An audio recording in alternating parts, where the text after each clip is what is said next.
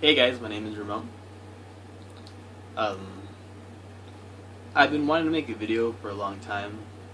Well, not like a video, like videos. Ever since I started. I don't know if any of you guys know me from Facebook. I'll always, like, if I go on a trip anywhere, I'll always be like, day one out in the wild, or just random funny stuff like that. Cause I don't know, I like doing it. It's fun. So I've been thinking about making some videos more often. I haven't had the time to do it, but I wanted to do it, so I thought, you know what? Maybe start off with one video that kind of says something about myself, you know, who I am. To start, my name is Ramon. I'm 21 years old. I'm going to be 22 on November 12th. Had to think about my birthday. I am currently a student in college. I am also a certified massage therapist, so if anybody is in need of a good massage, I know a guy that does pretty good work. Also, let's see, I'm Mexican. If you can't tell that, I don't know if I speak with an accent or not. I always notice that whenever I'm talking and I'm kind of nervous, I do talk with an accent. Like, it just comes out whenever I get really nervous. But you know, I just want to talk a little bit about.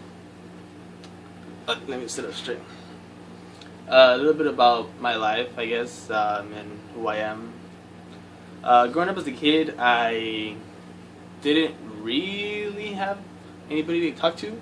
I'm actually the youngest of 9 kids. Ooh, I know, 9 kids.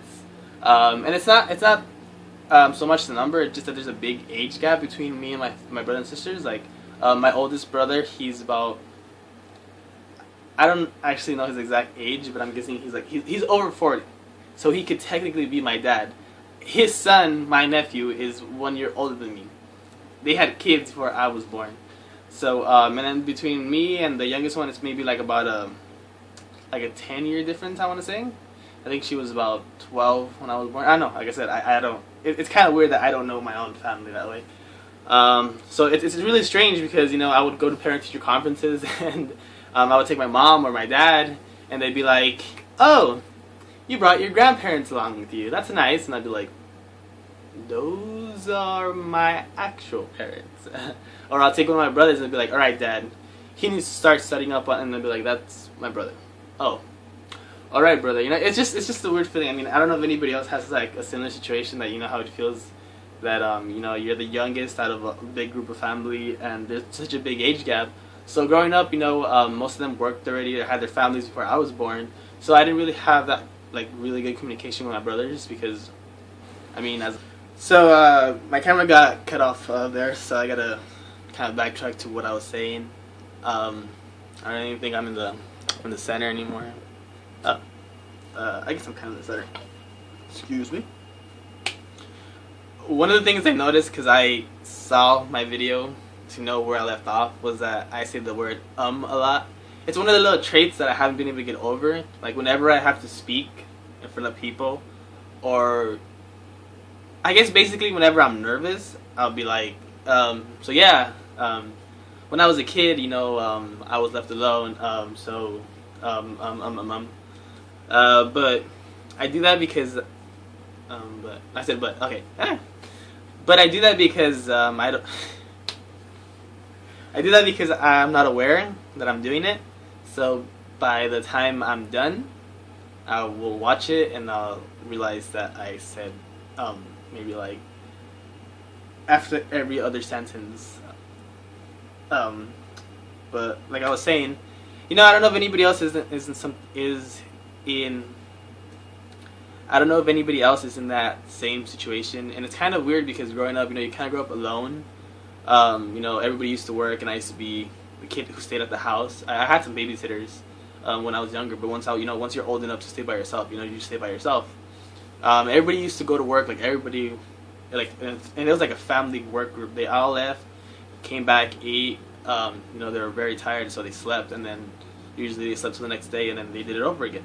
So as a kid, you know, I kind of latched onto a lot of things that I saw on TV. I was a big big Disney fan.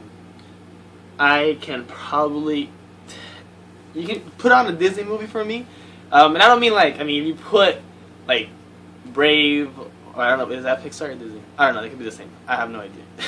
But you put on like Tangled or something like that. I won't know what it is, but put me anything like The Little Mermaid, The Lion King, Aladdin, Hercules. I can tell you every single sentence, and I can sing you every single song. That's how much I liked it. By the way, one of my favorite movies of all time is The Lion King. Second is Aladdin. So I grew up with this big kind of like, the world is full of magic and everybody's destined to meet that one person or to go to their true potential, and life gets better. Life is a happily ever after.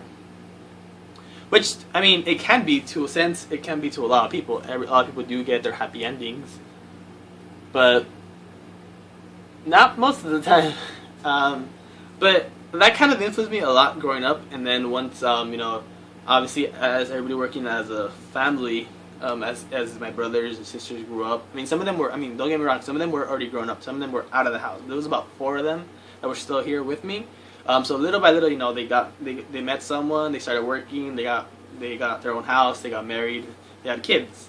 So finally, I think around the time that I started going into, I want to say middle school, for sure. Maybe it was 6th or 5th grade, but for sure when I was in middle school, I was alone with me and my mom. As being a kid that really just kind of stayed inside and didn't have anybody around, or didn't have, my family situation was okay. It wasn't horrible, but it was okay. It was a good surrounding area. My parents paid a lot of attention to me. I used to be a really spoiled kid. They would spoil me a lot because I was the youngest, and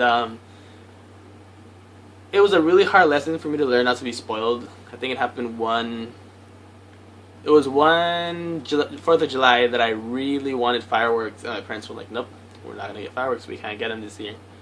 And I just cried and I threw a fit, and I would do that because that's what I was used to. Like if I get something, I would cry and throw a fit, and I would get it. But I grew out of that phase, and just coming back and watching my movies or playing my games, Pokemon and all those games that I used to have as a little kid. I kind of developed this mentality of, what? If you're nice, you'll be. If you're nice, you will have a good life. People can be mean to you. People can take advantage of you. People can say mean things about you. People can get ahead, or the people that don't deserve things might get it now. But if you just continue to be nice and be a good person to everybody, eventually, you'll get what it's coming to. You'll get your big reward. That's gonna be way better than whatever those other people got. So growing up, that's kind of how I was. I was like helping out people. I was like helping out everybody. I was like, hey, I just met you today, but if you really need to get all the way across town, I can give you a ride. Or, if you need someone to talk to, I have no idea what your life is about or what your problem is, but I'm here to talk to you if that's what you need. I was like that maybe up until, I guess, high school. High school is like the point where you're like, boom. It's not adult. It's not like a big, like, oh my god, my eyes are open to the world, because all you see is other kids your age who have been influenced differently by how they were brought up. Me being brought up just like, be nice to everybody and just this and that. While other kids, maybe they were brought up like, you gotta be the cool person. You gotta always strive to be the one that everybody wants to be around. Or, you have to concentrate on your studies, and you gotta just study, and just don't worry about anything, because in the future, that's what's gonna get you up ahead. Or maybe, one of those kids that's kind of like, who cares about life? Just have fun. Who cares about school? Just have fun, be a troublemaker. So that's when I opened my eyes and I was like, whoa, there's a lot of different kids out there. Am I doing the right thing? And that's one of the questions that really stayed with me. Like, is this the right way to do this? Is this the right way to live my life? And growing up, I kind of realized that there really isn't a right way to live your life. There's bad situations and bad environments and and maybe like a wrong way, like no, that's not how a human being's supposed to live if you're in a really really bad situation. But as far as having like one set, like what, this is how life is supposed to be, this is what you want to strive for. If you don't have that, you're not even, don't even say you have a good life. And I think the traditional is kind of like, what, get good grades, go to college, get a good job, get a good house, get married, be successful. And I'm not saying it's bad. I mean, if you can do that, that is amazing, and power to you, more power to you. I don't know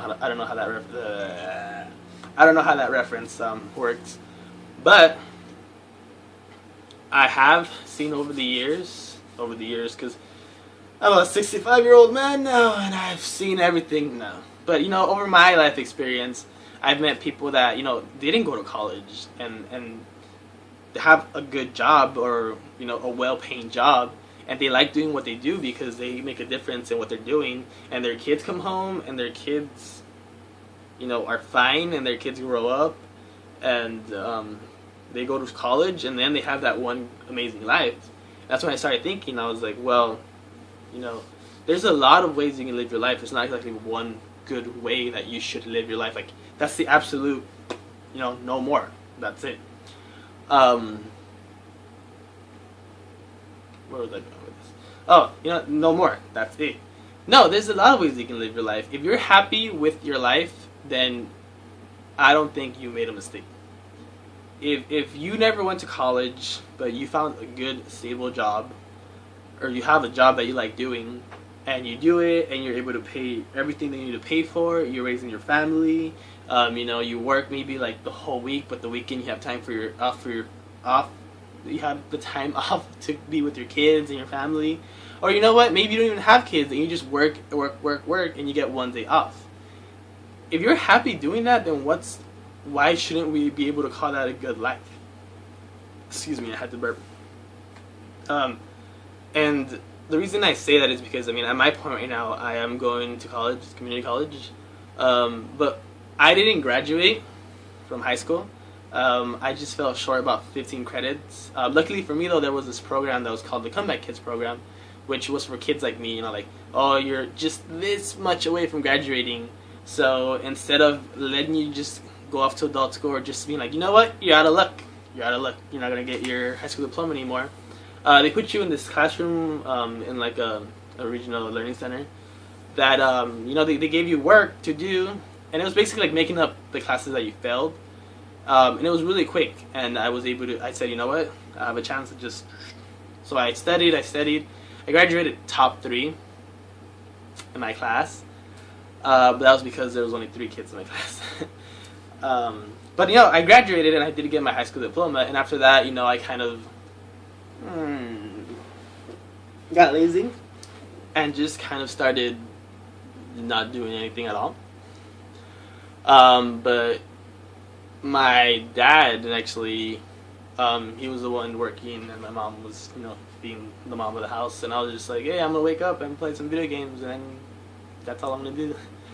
But my dad got really sick. He actually got a multiple myeloma, which is bone cancer, and that was, to me, was kind of like, whoa, it's horrible that he has that, but he's not gonna be able to work. And me being the only person in the house besides my mom who can't work either, because she this is what she does, and she also has health problems. My mom and my dad, I don't want to say they're old, because they're not that old, but my dad right now, he's above his 65, and my mom's like maybe like at 65, around there. So I was like, I had to do something, but I didn't have anything that I could do. I had no skills. I wasn't going to college. I didn't have a job. All I knew how to do was play video games and eat. So I just started trying to find what I could do, and one of the things that popped out was massage therapy. I really like, well, I didn't really like doing it. Like, I wasn't like, oh, I'm gonna do massage therapy, but I like kind of like the idea of, oh, I can, like, I'll rub your shoulders, this and that. How does that feel? Oh my God, it feels so good. Thanks. I've been stressed out. It's like you make people happy with what you do with your very own hands. So I went to a job fair, and I actually found a school that's called the Milan Institute. And I went, and they had massage therapy, and I was like, sign me up. And it was a really quick process, and I started going to. 9 months later, I got certified as a massage therapist, and I've been doing that for 2 years now, and I absolutely love it. And then I came to a point where I was like, like, because I know that it's kind of, it's not college, because I went maybe like 4 hours, 5, I don't really remember, it was 2 years ago, to the school, Monday to Thursday, and that's it. And I only studied massage, I didn't study anything else. I met all my requirements that I was supposed to meet, and I passed all my classes. But I knew it wasn't college, and I kind of had this feeling of like, so does that mean I'm missing out on something? Does that mean that I don't count as a success story because I didn't graduate on time and I just went to this school to learn this one specific thing? But then I saw something that I noticed that I was like, well, I'm making good money. I can be with my family. I'm helping them. I can go out. Like, my schedule is really flexible, especially since I'm doing it on my own. Why would I not be a success story? I'm not selling like bad drugs or extorting people for money, or I'm not doing nothing with my life. So why shouldn't I be considered a success story? And I did that for a while, but then I realized that I want to do a little bit more, not just that. It's a wonderful skill to have underneath my belt, but I wanted more. And I always had this dream of I always wanted to be a veterinarian ever since I was a little kid, because I love animals. My favorite animal, by the way, before anybody asks, is a wolf. But I just love being with animals. I love almost almost every kind of animal. There's some animals I'm kind of like, well, if I didn't have to deal with those specific animals, I would be okay. I wouldn't be like, no, my veterinarian career is not complete. No, I would be okay. But that's what I like doing. So then I decided, you know what, I should go back to school. And I did that. And I realized that it's a lot different than what I had been through. But it was a step forward to what I wanted to do. And that's when I realized, I was like, you know what? I didn't do the right thing. I didn't graduate with good grades, go to a 4-year university or a college right away and do all that stuff. No, I did something else. But my life still goes on, and I'm still living my life. So that should be okay. There isn't a right way to take this. There isn't a right set of steps that you have to take to get to where you want to be.